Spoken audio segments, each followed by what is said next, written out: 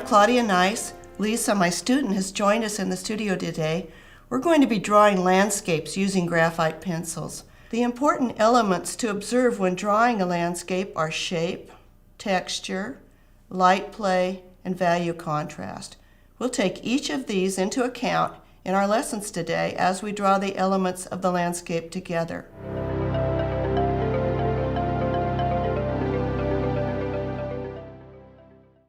Now, how am I going to get those holes in?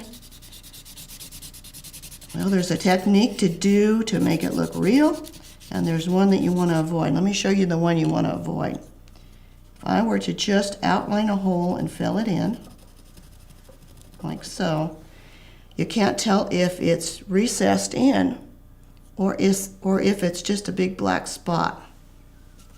So, to avoid that look, I'm going to outline one here. Our sun's coming from this direction, so this side is going to be gradual. I'm going to see a little bit of light as it folds into the hole there. And the back side is going to be very dark. So we've got a gradual transition on the sunny side and an abrupt edge on the dark side.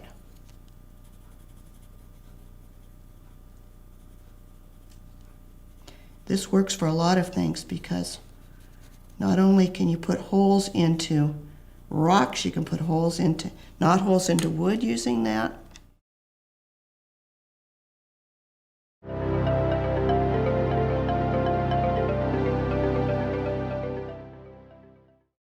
And this is where beginners get in trouble because they get the side branches.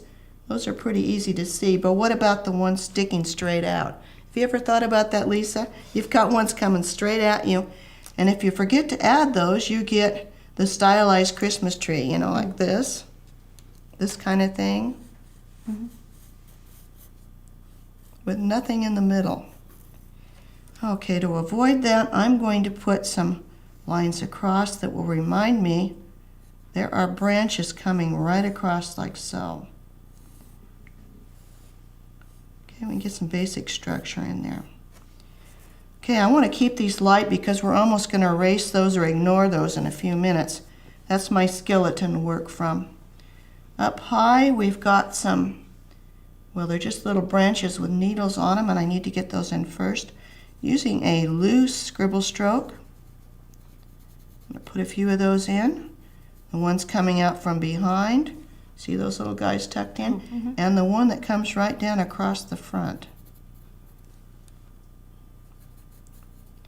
Before long, these little branches start taking on a thicker motif. You can see now we've got little side arms coming out, so we need to start including those. First branch coming right at you is right in here. Looks something like this. So I can draw its little skeleton and then go ahead and get some needles on that one.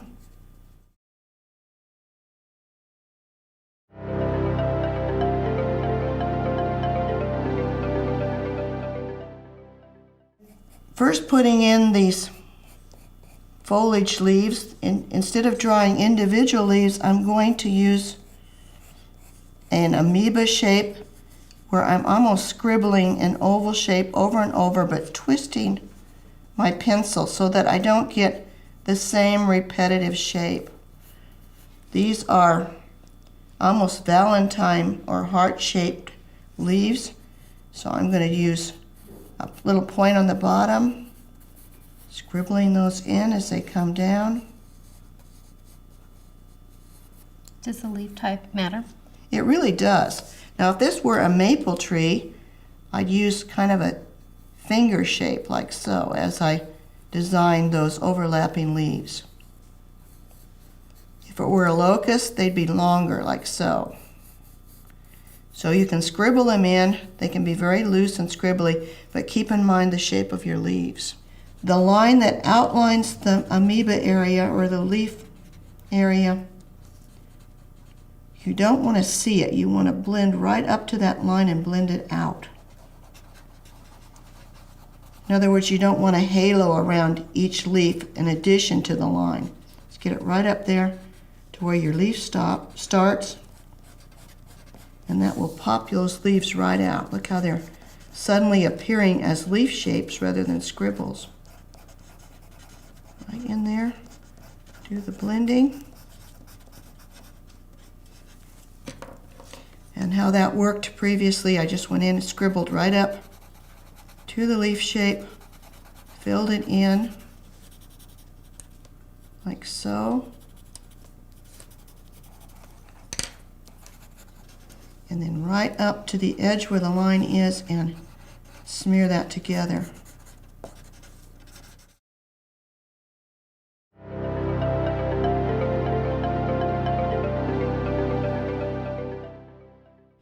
It'd be really tempting to emulate and copy that same stroke down here, but I want it to look deep. I want to stretch out those lines so it looks still and deep and a little bit mysterious. So I'm going to change my texture just a little bit and use straight lines. I'll darken where it's dark, I'll lighten where it's light, try to catch that same reflection, but I'm going to use short, straight lines to do it. And sometimes it's a good idea. It doesn't show in this particular scene because the grass overhangs. But if I had say a sandy shore on the edge, I might be tempted to just leave a little white edge along there. In this case, we've got an overhang, a deep shadow, so I'll take it all the way down so that it touches. Okay, as straight as you can make it, using kind of parallel lines. Dark, a little bit further apart in the lighter areas.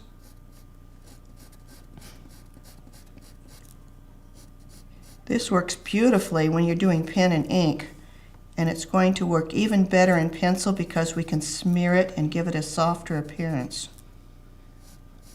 I think I'm going to use the 2B. Turn this sideways with my straight edge to make sure it's going the right direction. I don't want it to slant. I'm going to put a few water surface lines in, like so, and these are going to represent the actual surface of the water. So you look beyond those and you'll see that you've got reflections going on. Just a few. You can smear those slightly if you want to. Is that your ripple technique? No, I'm going to ripple a few in too, actually. Okay. Where we've got a little bit of rippling happening here, you can actually draw some ripple effects. Make sure that they go horizontal, big, long, open loops. You don't want to scribble down too fast like that, but more going like this. Now it looks like you're looking through these watery areas.